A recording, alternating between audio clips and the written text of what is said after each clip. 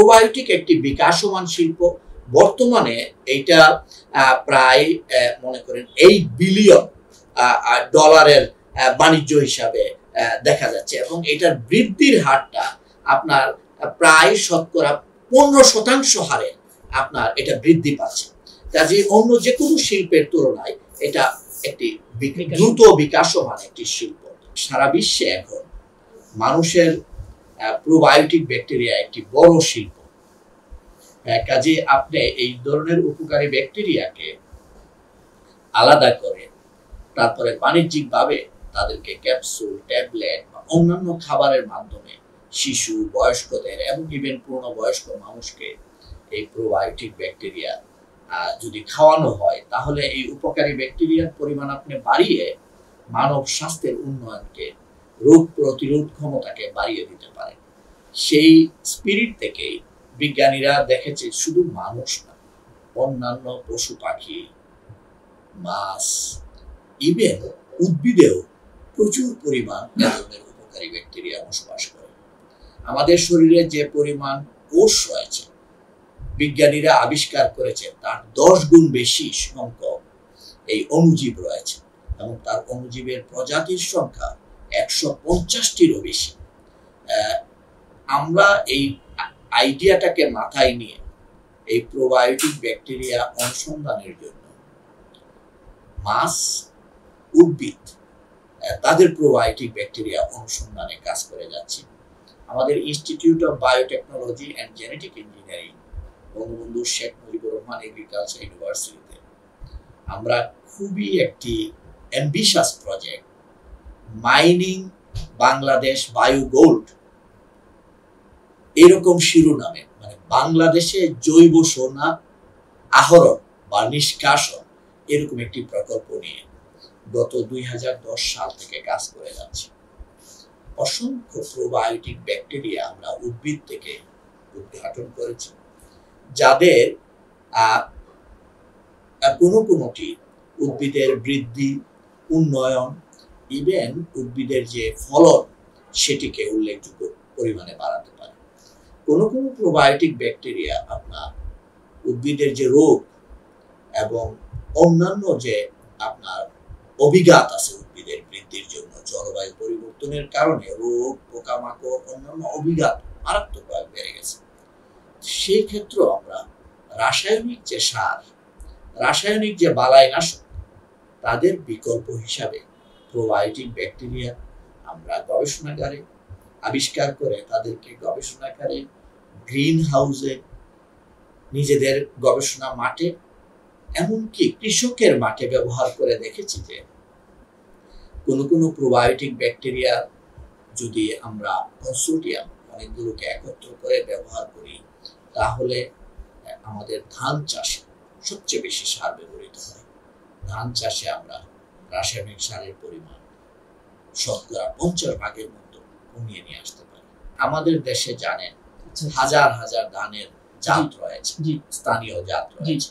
আমরা উন্নয়ন ধারা থেকে এই স্থানীয়ভাবে যে জাতগুলো যুগ যুগ ধরে আমাদের দেশে চাষ হতো, ওই ধানের বীজ সংগ্রহ করি, এবং ওই বীজের ভিতরে বসবাসকারী ওই ব্যাকটেরিয়াগুলোকে আমরা গবেষণাগারে উদ্ঘাটন করি, তাদেরকে আলাদা করে নিয়ে আসি, এনে তাদেরকে ল্যাবরেটরিতে, গবেষণাগারে চাষ করে তাদের আপনারকে আমরা পাউডার অথবা লিকুইড ফর্মুলেশন হিসাবে ধানের বীজে, ধানের চারার শিকড়ে এবং স্প্রে করে ব্যবহার করে দেখেছি যে এই প্রোবায়োটিক ব্যাকটেরিয়াগুলো রাসায়নিক সার এবং রাসায়নিক বালাইনাশকের বিকল্প হিসাবে ব্যবহার করা যায়।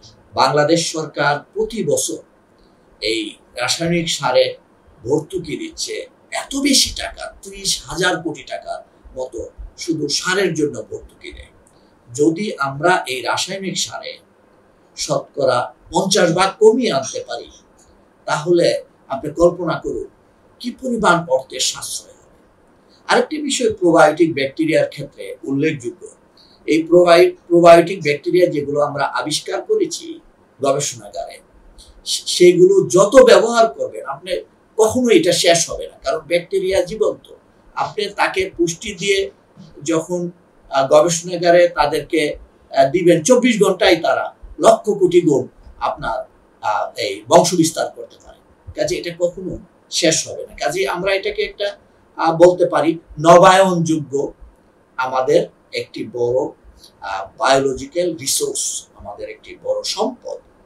সেই সম্পদটিকে এখনো বাণিজ্যিক আকারে আমাদের দেশে ব্যবহার করা হয়নি, যেটি নিয়ে আমরা এখন গবেষণা করছি। আমরা চিন্তা করেছি যে এই প্রোবায়োটিক ব্যাকটেরিয়া যদি মাছের যে অন্ত্র আছে, হ্যাঁ, অন্ত্রের মধ্যে গাট বলা হয়, অন্ত্র থেকে গাটের মধ্যে মানুষেরও কিন্তু গাটের মধ্যে প্রোবায়োটিক ব্যাকটেরিয়া সবচেয়ে বেশি থাকে। এই গাট থেকে আমরা বিশেষ করে জাতীয় মাছ ইলিশ, তেলাপিয়া আমাদের একটা মেজর, রুই মাছ, এই মাছগুলো থেকে আমরা গাটের প্রোবায়োটিক ব্যাকটেরিয়াগুলোকে উদ্ঘাটন করেছি। আমরা অনেকগুলো ব্যাকটেরিয়াকে আলাদা করে গাট থেকে আহরণ করে গবেষণাগারে তাদেরকে কালচার করেছি, এবং শুধুমাত্র অনেকগুলো ব্যাকটেরিয়া আছে আপনি এই প্রোবায়োটিক যেগুলোকে আপনি চাষ করতে পারবেন না, আলাদা করা যায় না। আমরা মেটাজেনোমিক্স, এটাকে নেক্সট জেনারেশন সিকোয়েন্সিং বলে, এইটা ব্যবহার করে আমরা এই যে গাঁটের মধ্যে প্রোবায়োটিক ব্যাকটেরিয়ার বৈচিত্র্য থাকে সেই বৈচিত্র্যটা উদ্ঘাটন করেছি, এবং যে ব্যাকটেরিয়াগুলো আমরা গবেষণাগারে আলাদা করেছি তাদেরকে মাছের যে খাবার ফিডের সাথে ব্যবহার করে আমাদের এই প্রতিষ্ঠানের আইবিজির একজন অধ্যাপক আছে, অধ্যাপক মাহবুবুর রহমান, আমার টিমে খুব শক্তিশালী একজন মৎস্য গবেষণার জীব প্রযুক্তিবিদ। উনি তেলাপিয়াতে, তারপরে চিংড়িতে, তারপরে আপনার রুই মাছে এটা ব্যবহার করে দেখেছে যে মাছের শুধু বৃদ্ধি উন্নয়ন তো হচ্ছেই, প্লাস আপনার রোগ প্রতিরোধ ক্ষমতা বেড়ে যাচ্ছে। এবং আমরা কৃত্রিমভাবে রোগ জীবাণু দিয়ে চ্যালেঞ্জ করে দেখেছি মাছে কোনো রোগ হচ্ছে না। এর মানে আপনি অ্যান্টিবায়োটিক এবং রাসায়নিক পদার্থ ব্যবহার না করে এই প্রোবায়োটিক দিয়ে আমাদের অ্যাকুয়াকালচারে বড় রকমের একটি অবদান রাখা সম্ভব। তো এই যে আপনার অণুজীব দিয়ে অণুজীবকে যুদ্ধ বাঁধিয়ে দিয়ে প্রতিযোগিতার মাধ্যমে তাদেরকে ছেড়ে দিয়ে আমরা নিজেরা বেনিফিট নিতে পারি, উপকারীগুলোকে আমাদের শরীরে, আমাদের মাছ চাষে, আমরা উদ্ভিদ যে শস্য উৎপাদনে যদি ব্যবহার করি, এটা আসলে প্রকৃতিতে সব আপনার আসলেই সম্পদ রয়েছে। বাংলাদেশে প্রোবায়োটিকের যদি প্রচলন বলেন ব্যবহারিক ক্ষেত্রে, সেটি এখনো সীমিত। আমাদের দেশে বিশেষ করে অ্যাকুয়াকালচার আরো বিশেষভাবে যদি বলি, চিংড়ি উৎপাদনে প্রোবায়োটিক ব্যবহার করা হচ্ছে, এবং চিংড়িটাকে আমরা বলি যে সাদা সোনা, হোয়াইট গোল্ড, কারণ আমরা এটা বিদেশে রপ্তানি করি। হ্যাঁ, ইলিশ আমাদের একটি অহংকার, আমাদের জাতীয় মাছ, এবং এই মাছটির যদি গাঠনিক বৈশিষ্ট্য, ইভেন তার যে স্বাদ, সেটি সারা পৃথিবীতে অনন্য।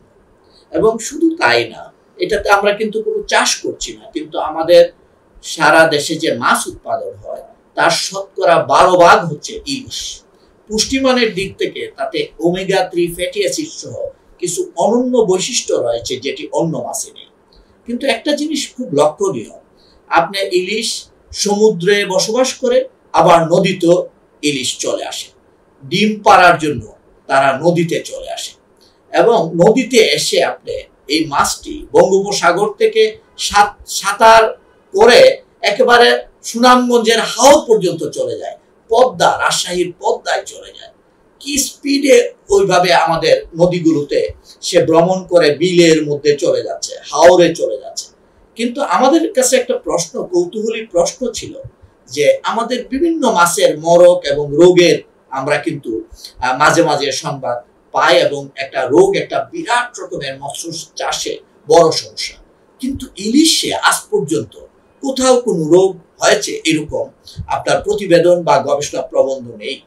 সেই জন্য আমরা চিন্তা করলাম যে ইলিশের গাটের মধ্যে, অন্ত্রের মধ্যে যে প্রোবায়োটিক গুলো আছে সেগুলো স্বতন্ত্র হবে, এবং এগুলো আমরা যদি উদ্ঘাটন করতে পারি তাহলে আপনার এদেরকে আমরা বাণিজ্যিকভাবে ব্যবহারের একটা সম্ভাবনা তৈরি হতে পারে আমাদের মৎস্য চাষে। কারণ ইলিশ সমুদ্রেও থাকে, লোনা পানিতে, ইলিশ আমাদের মিঠা পানিতে থাকে। এবং এই যে আপনার প্রশ্নটা, কৌতূহলী প্রশ্নটা, এইটা আমাদেরকে নেক্সট জেনারেশন সিকোয়েন্সিং এর মাধ্যমে ইলিশের গাটে, ইভেন ইলিশের আপনার যে চামড়ার মধ্যে, ইলিশের যে মাংস, তার মধ্যেও আমরা প্রোবায়োটিক ব্যাকটেরিয়া অনুসন্ধান করি এবং আমরা বিশেষভাবে তার যে অন্ত্রের মধ্যে যে ব্যাকটেরিয়াগুলো, এইগুলো বোঝার চেষ্টা করি এবং মেটাজেনোমিক্স এর মাধ্যমে তাদের প্রজাতি পর্যন্ত বিশ্লেষণ করি।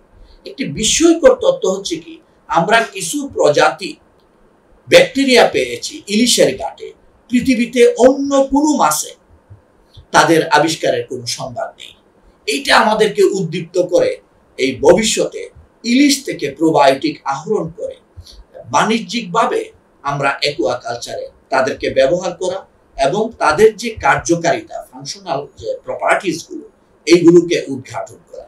সেই দিক থেকে আমরা এখন মনোযোগী হয়ে নতুন উদ্যমে কাজ করছি। আমাদের গবেষণা প্রবন্ধটি PLOS ONE বিশ্বখ্যাত একটি জার্নালে, পিয়ার রিভিউড জার্নালে প্রকাশিত হয়েছে। ইলিশ যেহেতু সবার কাছেই একটি জনপ্রিয় মাছ, এটি একটি উদ্দীপনা তৈরি করেছে। আমরা সেই গবেষণাটাকে নিয়ে এগিয়ে নিয়ে যেতে চাই। জ্ঞান, এই বিষয়ে জ্ঞানের কলেবর বৃদ্ধি করা এবং এই জ্ঞানকে কাজে লাগিয়ে প্রযুক্তি, প্রোবায়োটিক প্রযুক্তি তৈরি করা যায় কিনা, সেটি আমাদের এখন